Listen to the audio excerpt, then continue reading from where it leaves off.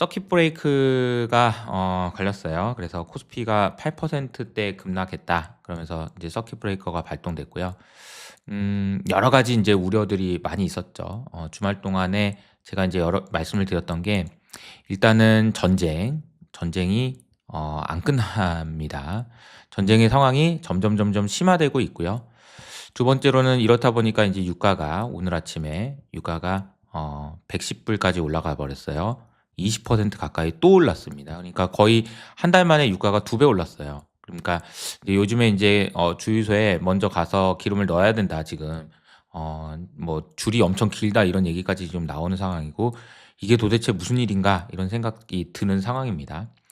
그럼 인제 전쟁이 나고 유가가 올라가면은 요거는 인플레이션에 대한 우려잖아요. 인플레이션에 대한 우려가 커질 수 있는데 이제 문제는 뭐냐면 인플레로 끝나는 게 아니라 미국 고용 지표를 보니까 야 이거는 이거는 고용 지표 보니까 지금 미국은 유가 올라가고 고용 지표 안 좋고 이런 거 보니까 '이건 뭐 스태그플레이션인데?' 이런 얘기가 나오고 있습니다. 스태그플레이션 이야기가 나와요.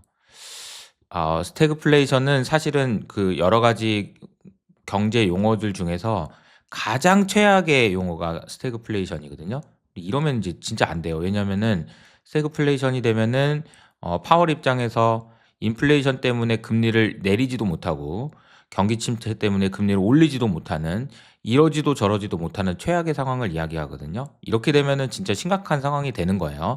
근데 그런 우려들이 인제 반영되기 시작했다. 왜? 모든 것은 전쟁에서부터 시작돼서 안 그래도 취약한 고용 시장, 미국 경제 지표에 대한 우려가 커지면서 주가가 하락했고 주말 동안에 전쟁과 관련돼서 쪼끔 더 진전되는 뉴스가 나올 것으로 예상하고 기대하고 했던 것들이 지금 이제 실망 매물로 나오면서 코스피가 전 저점 근처에서 예 지금 인제 사이드카 서킷 브레이커가 걸렸어요. 사이드카가 아니고 서킷 브레이커 발동되면서 지금 현재 지금 쉬는 기간입니다. 쉬고 있어요. 라이브를 하고 있긴 한데 '야 이 정도로 힘든 구간에서 이걸 라이브를 계속 해야 되나?' 이런 고민이 들 정도로 힘든 상황이다. 저도 보고 있기 힘들다. 이런 네 말씀을 좀 드리고 있습니다.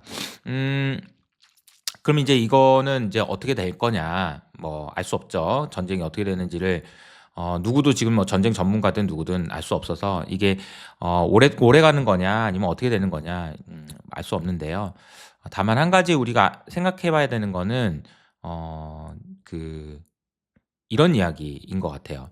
제가 오늘 아침에 그 효친 클럽에서 말씀을 드렸던 내용이긴 한데 많은 분들이 이런 상황에서 뭐 무슨 얘기를 많이 하냐면은 "예측보다 대응이죠." 이런 얘기를 해요. 근데 이 말의 의미를 혹시 아시나요? 예측보다 대응이다. 뭘 예측하고 뭘 대응한다는 얘기야? 이렇게 생각할 수 있는데 예측보다 대응이다. 이 말은 솔직히 말하면은 어 "뭔 말인지 모르겠다. 어떻게 해야 될지 나도 모르겠다." 이런 얘기랑 똑같은 얘기예요. 구체적인 대응 방법이 없으면은 "나도 모르겠다."라는 말하고 똑같다는 거죠.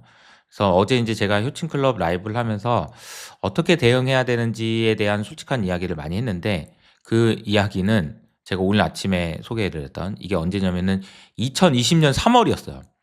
2020년 3 월 2020년 3월 15일 날 썼던 보고서인데요. 이때 인제 전 헤지 펀드 매니저가 드리는 조언이라고. 아시는 분은 아시겠지만 제가 전에 헤지 펀드 매니저를 했었어요. 그래서 그 헤지 펀드 매니저 했을 때의 경험을 가지고 인제 말씀드렸던 이 보고서가 그 해에 가장 많이 읽힌 보고서 중에 하나가 됐었거든요. 그때 내용을 인제 뭐라고 얘기했냐면 "안타깝게도 어떻게 대응해야 되는지에 대한 조언을 할 수 있는 사람이 많지는 않다. 결국 각자의 책임이라는 건데 어떻게 보면 무책임해 보이기도 한다. 예측이 아니라 대응하셔야죠. 이거는 잘 모르겠다는 얘기랑 똑같다." 라는 거죠. 그래서 제가 말씀드렸던 거는 전 헤지 펀드 매니저로서의 경험에 기반한 조언을 감히 드리려고 한다라고 얘기하면서 했던 얘기들이 있습니다. 그래서 그 얘기를 좀 간단하게 오늘 좀 말씀을 좀 드려 보면 음 우선은 우리가 이 어려운 환경에서 이 어려운 상황에서 마음 자세에 대한 이야기부터 좀 드리고 싶어요. '어떤 마음을 가져야 되는 건가.' 이런 거죠. '어떤 마음을 가져야 되는 건가.' 이 마음에 대한 얘기인데 주식하는 마음이죠. 그 이 마음인 것 같아요. 자산이라는 것은 인제 정의가 어떻게 돼 있냐면 미래의 나에게 이익으로 돌아올 것으로 예상되는 자원을 자산이라고 얘기하거든요. 한 번만 다시 읽어 볼까요? 미래에 지금 말고 지금은 힘들지만 나한테 이익으로 돌아올 것으로 기대되는 자원을 자산이라고 얘기합니다. 그렇게 된다면 우리가 지금 현재의 이 조정 있잖아요. 이 조정 구간에서 우리가 고민하고 결정하고 판단하고 의사결정하고 했던 모든 것들은 저는 미래에 나에게 이익으로 돌아올 거라고 확신합니다. 왜냐하면 매번 틀릴 수도 있고 매번 힘들 수도 있는데 이런 경험 자체가 나중에 나에게 좋은 이익으로 돌아옵니다. 왜냐하면 이번에 인제 했던 어려움들 겪으면 다음에 할 때는 좀 나아요. 좀. 물론 힘들어요. 저도 힘들고 여러분들이 힘들고 다 힘들 겁니다. 왜냐하면 계속 새로운 게 나오니깐요.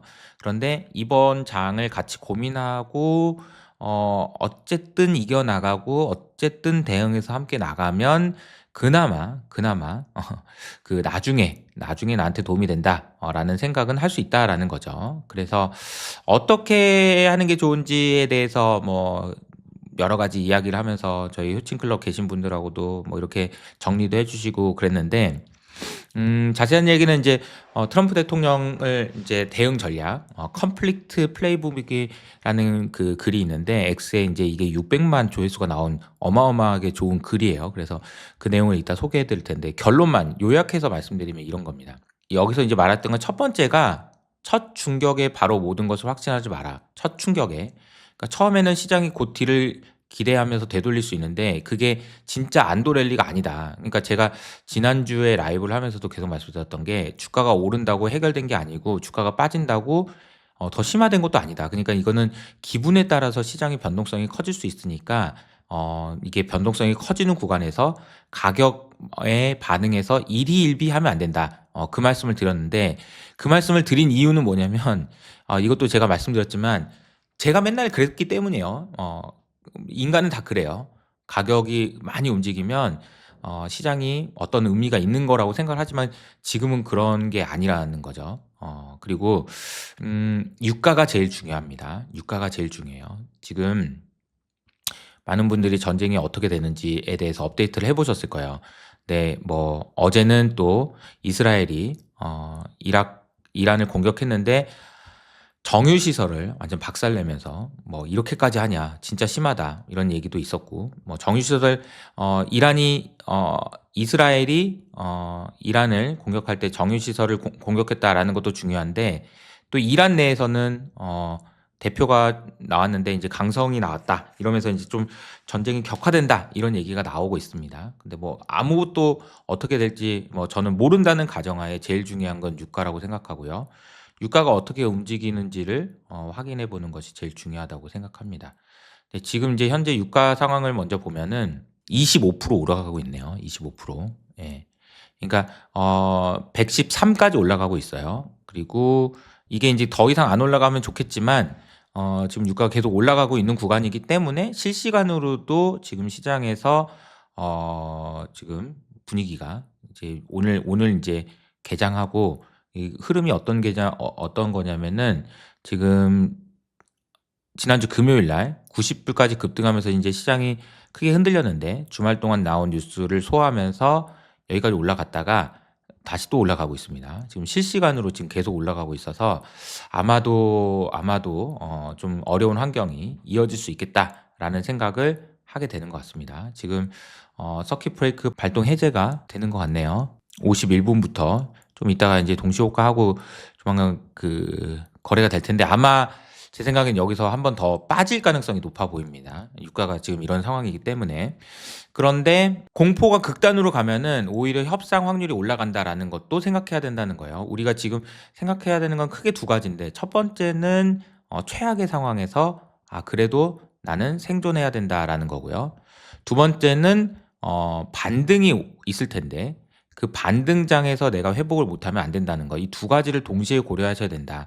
일단은 생존하시는 게 우선순위고요.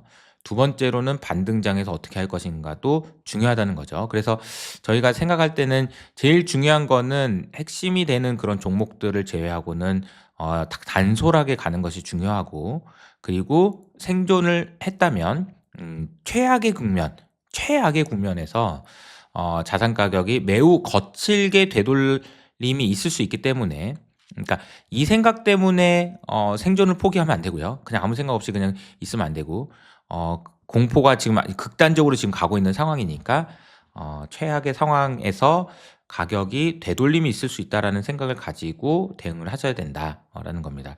제일 중요한 거는 마지막에 털리지 않는 게 제일 중요한 것 같아요. 전쟁의 상황이 계속 격화되고 우리가 이제 어떻게 되지 그러면 진짜 심각한 상황으로 지금 가고 있는 건 맞는 것 같은데, 그럼에도 불구하고 우리가 여기서 이제 정신을 차려야지 살아남을 수 있으니까요. 정신을 차려야지 살아남을 수 있으니까 저도 그렇고 여러분들도 그렇고 잘 정신 차리시고 그냥 막 뭐 다 던져버리고 이렇게 하시지 마시고, 대신에 또 리스크 관리는 또 하셔야 되니까 그 중간 어딘가에서 하셔야 되는 내용들이, 그러니까 이것저것 뭘 많이 해가지고 뭘 이제 지금 당장 회복하려고 지금 뭘 하시면 안 되고요.